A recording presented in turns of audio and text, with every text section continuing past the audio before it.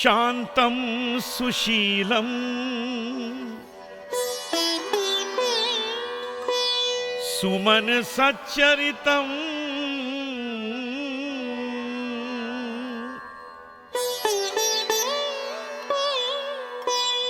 Supreme वंदितं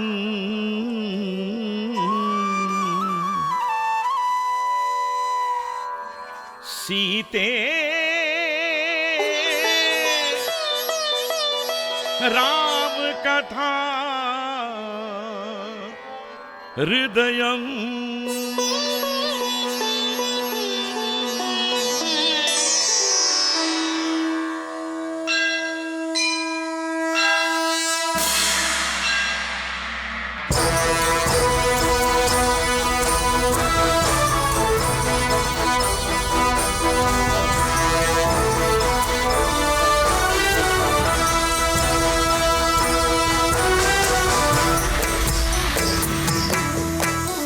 अमर गाथा धरती की ये साध सीता की है ये।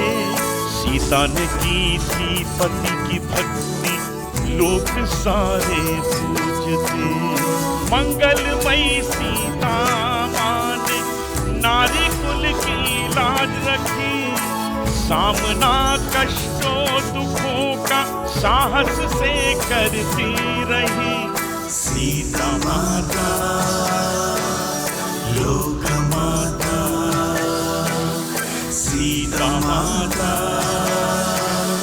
लोक माता।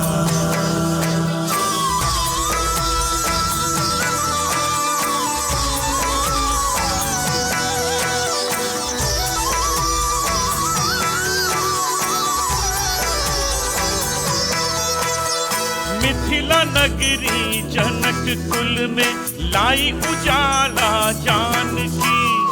स्वयंवर में धनुष तोड़ा राम की हुई जानकी। पाके राम को धन्य हो गई भाग्य की कृपा हुई। कांटों के पथ पे घने वन में पति के साथ में ये चली। सच्ची पावन त्यागशील ये सूर्य कुल की ज्योति है। अग्नि इसको जला न पाए, सीता में इतनी शक्ति है। सीता माता लोक माता, सीता माता लोक माता। राम की हृदय वासिनी वरदायिनी। सीता माता, सीता लोक वरदायिनी। ये पराजय कैसे संभव हो सकता है? मुझे इसका उत्तर चाहिए, नहीं तो आपको विशेष दंड भुगतना होगा। हाँ, इस पराजय का कारण जानना है मुझे और विजय के मार्ग का विकल्प दीजिए।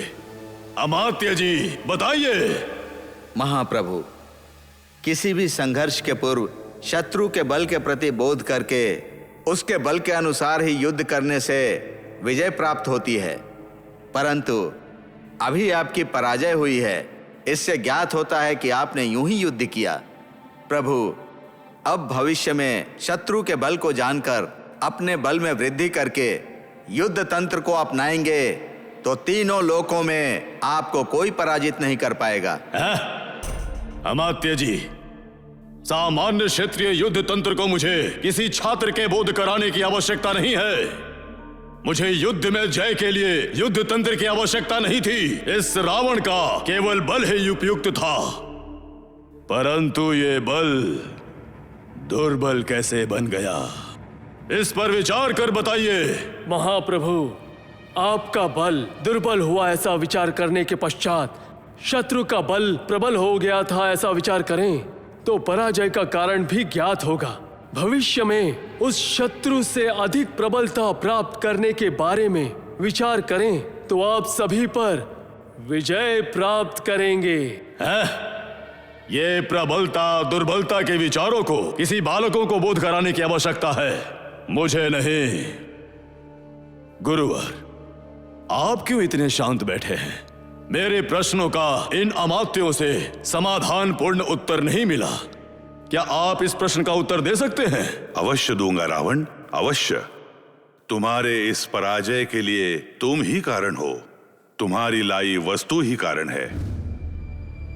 गुरुवर, कौन सी वस्तु मेरे विजय के मार्ग में है? वो वस्तु मेरे लिए कितनी ही प्रिय क्यों ना हो, मैं उसे त्वरित दूर कर दूंगा। बताइए गुरुवर, वो कौन सी वस्तु है, ये तत्काल बताइए। भस्म, तुमने लाया हुआ वेदवती का भस्म। तुम्हारे इस पराजय का यही एकमेव कारण है। प्रबलतापूर्ण सूर्य को जब मेघ ढक लेते हैं, तब सूर्य की शक्ति इस भूमि तक नहीं पहुंच पाती। वैसे ही तुम्हारे बल प्रकाश में वो वस्तु एक बाधा है। वो अपने क्रोध में स्वयं ही अग्नि में जलकर भस्म हुई है प्रभु। उसके पति के हाथों तुम्हारा संहार हो, यही सूचित करने वाला भस्म है ये। और ऐसे भस्म को परमेश्वर का प्रसाद समझकर रखा है तुमने, और इसी कारण से किसी भी प्रकार तुम्हारा भला कैसे होगा रावण? कोई अनुमान नहीं है। वो स्वर्ण पेटी अब यहां नहीं रह सकती। वेदवती, भस्म होने के पश्चात तुम मुझे प्रकोपित कर रही हो। उस दुष्ट स्वर्ण पेटी को लाया जाए। जो आज्ञा महाराज।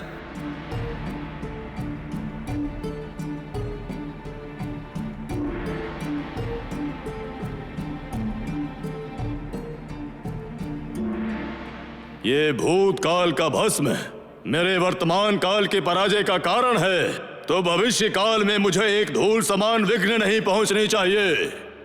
बताइए गुरुवर, इस पेटी का क्या किया जाए, बताइए। रावण, इस पेटी को समुद्र को अर्पण कर दो। इसे लंका की भूमि पर नहीं रहना चाहिए। विशाल समुद्र में इस भस्म का विनाश हो जाएगा। उसी के साथ उस स्त्री के शाप की शक्ति भी समुद्र में विलीन हो जाएगी। जो आ गया गुरुवर। अमात्य जी,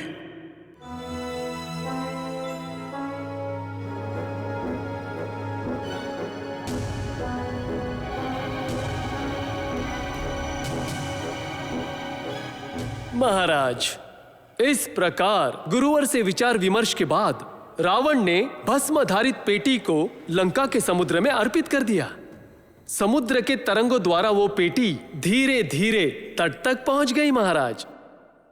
चोरों के एक दल ने उसे देख लिया और उसमें कोई संपत्ति होगी ऐसा अनुमान लगाया, पर उसे तोड़ने में वो विफल हो गए और फिर अपने साथ ले गए। कुछ दिनों के पश्चात उन्होंने उसे आपके राज्य के नदी के समीप वाले भूमि में विलीन कर दिया, इस विचार की मंशा से कि भविष्य में किसी दिन उसे सफलता से तोड़ सकते हैं। आपके राज पुरोहित ने आपके यज्ञ के लिए उसी नदी के समीप भूमि का आकलन किया। आपने वहां हल चलाया। तत्पश्चात इस शिशु की आपको प्राप्ति हुई। अर्थात मुनिवर, वेदवती का भस्म ऐसे कारुण्य शिशु के रूप में रूपांतर हो गया है क्या? जी महाराज, वो भस्म, ये पेटी, सब कुछ केवल निमित्त है। ये महालक्ष्मी का स्वरूप जब चाहे तब जैसे चाहे व्यक्ति हो सकती है। इसके लिए किसी द्रव्य की आवश्यकता नहीं है। उनके साधनाओं के अनुगुण होकर प्रतिफल को लोक के जीवियों को दान करने हेतु वो किसी भी रूप में प्रकट होते हैं। आपके अनेकों जन्मों के फलों के परिणाम ये आदि माता आपके समीप शिशु का अवतार लेकर आशीर्वादित करने आई हैं। नारायण नारायण। आहा, बहुत ही उचित कहा आपने। ऐसा भाग्य प्राप्त करना अत्यंत दुर्लभ है। नारायण नारायण। जनक महाराज, इस त्रेता युग में आप पर उस भगवान की कृपा अपार होगी महाराज। भविष्य में महत्वपूर्ण कार्य करने हेतु ये शिशु रूप में माता आपके राजमहल में शुक्ल पक्ष के चंद्र के समान दिन प्रतिदिन प्रकाशित होती रहेगी। केवल इतना ही नहीं, आपके निसंतान होने की स्थिति को समाप्त करने के लिए आपको संतान प्राप्ति होगी। आपकी वरिष्ठ कन्या के रूप में सीता अपने बाल लीलाओं से इस राजमहल की शोभाओं को और अधिक बढ़ाएगी। भविष्य में आपके और आपके कुल के संतानों के मनोहर दृश्यों को देखने के लिए आप धन्य होंगे महाराज, आप धन्य होंगे। नारायण नारायण।